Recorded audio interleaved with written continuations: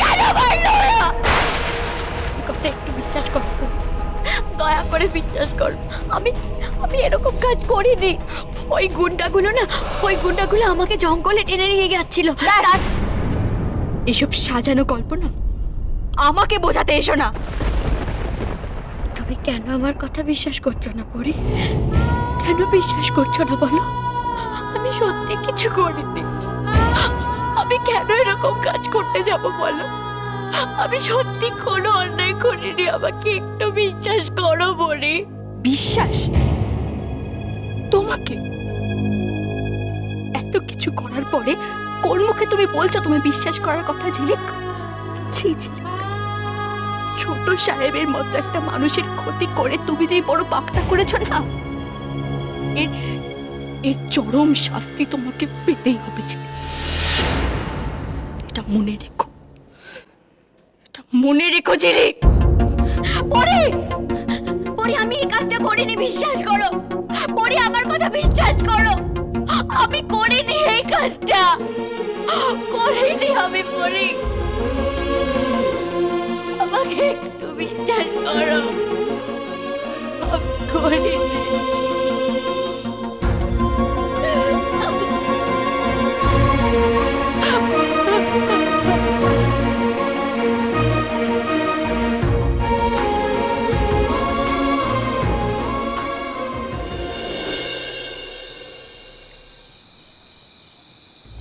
আমার খুব ভয় করছে মাসিমা। আমার মনে হচ্ছে কোনো একটা অঘটন ঘটেছে। হ্যাঁ, আমি বলছি শুনুন, আপনি আমার কথাটা মানুন। সত্যি কি যে হলো হরকেষ্ট, এখন আমার তো খুব অস্থির অস্থির লাগছে। আমি ফোন করেছিলাম প্রতিমা, কোনো কথা হয়নি। দাদা, রাজ কেউই ফোন ধরেনি। ফোন ধরেনি? সে কি?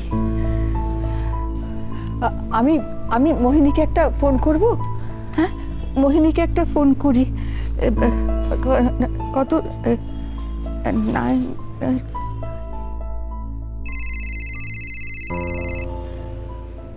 মা, হ্যাঁ বলো। হ্যালো মোহিনী, হ্যাঁ রে, তোরা কোথায়? এখনো ফিরছিস না কেন? অনেক রাত হয়ে গেল তো।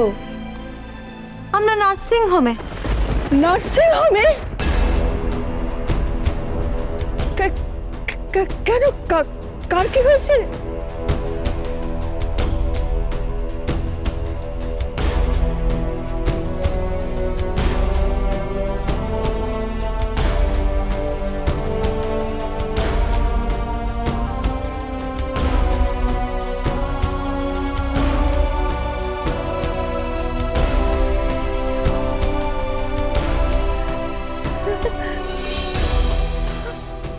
কি হয়েছে? কি হয়েছে মাসিমা? মোহিনী কি বললো? কি হলো মাসিমা? নার্সিং হোমে কে রয়েছে মাসিমা? কি হয়েছেটা কি একটু বলুন। আমার নাতনির উপর কেন যেন হামলা চালিয়েছে। আমার নাতনিকে বাঁচাতে গিয়ে না রাজ খুব বড় আঘাত পেয়েছে শশী। ওকে নার্সিং হোমে নিয়ে গেছে। ওকে নিয়ে জমে মানুষের টানাটানি হচ্ছে সত্যি, জমে মানুষের টানাটানি হচ্ছে এখন। ঠাকুর কি করলে? ঠাকুর কি করলে? কি করলে? আমি জানতাম এরকম কিছু একটা হবে, আমি জানতাম। এই জন্যই আমি বারবার বারণ করেছিলাম। তোমরা তখন কেউ আমার কথাটা শুনলে না, কেউ শুনলে না। এই কারণে আমি ঝিলিককে যেতে দিচ্ছিলাম না। ঝিলিক গেল বলে এত বড় অঘটনটা ঘটল। ঝিলিক না গেলে এগুলো কিচ্ছু হতো না। এই কারণে আমি যেতে দিচ্ছিলাম না। তোমরা আমার কেউ কথাটা শুনলে না। ঝিলিককে কে মারবে? আমি তো কিছুই বুঝতে পারছি না প্রতিমা। এসবের আগে দেখো ছেলেটাকে কি করে বাঁচানো যায়। আমি একটা কাজ করছি, আমি নার্সিং হোমে যাচ্ছি মাসিমা। শশী, আমি তোমার সঙ্গে যাবো, আমাকে নিয়ে চলো। আমাকেও নিয়ে চলো, আমাকে নিয়ে চলো। এভাবে বাড়ি খালি করে যাওয়াটা ঠিক হবে না। আপনারা এখানে থাকুন, আমি নার্সিং হোমে গিয়ে অবস্থাটা বুঝে আপনাদের ফোন করব। প্রতিমা, তুমি এখানে থাকো মাসিমার সঙ্গে, আমি আসছি।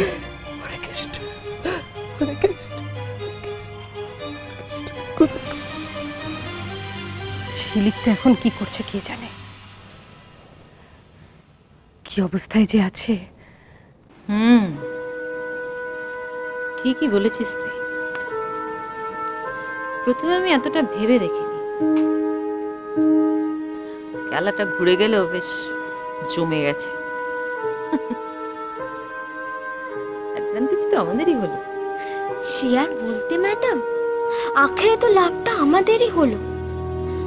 ছেলেটা মরে গেলে না খেলাটা ঠিক জমে উঠতো না, ব্যাপারটা কেমন পাঞ্চে হয়ে যেত না। আর খেলাটাই যদি শেষ হয়ে যেত তাহলে আমরা তো বেকার হয়ে যেতাম ম্যাডাম। তখন কি করতাম বলুন? ডক্টর যেরকম বললেন, তাতে রাজের কোমা স্টেজটায় কমা নয়, পুরো ফুল স্টপ। রাজ তো মরা মানুষের মতো করে বেঁচে থাকবে। আর এরকম একটা জড় ভরতকে কে বা বিয়ে করবে বলো? কেউ বিয়ে করবে না। তাই রাজ আর ঝিলিকের বিয়েটা আশীর্বাদেই ফুল স্টপ।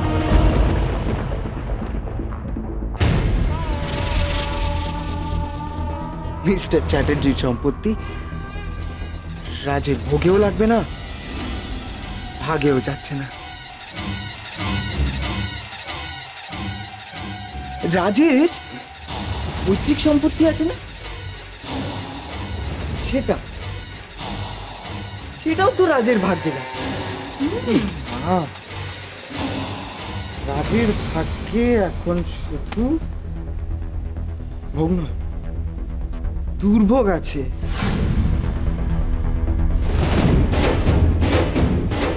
আর সত্যি কথা, এরকম একটা মরা মানুষের সম্পত্তির আর কি দরকার? কোনো দরকার নেই। তাই আস্তে আস্তে রাজের যাবতীয় সম্পত্তি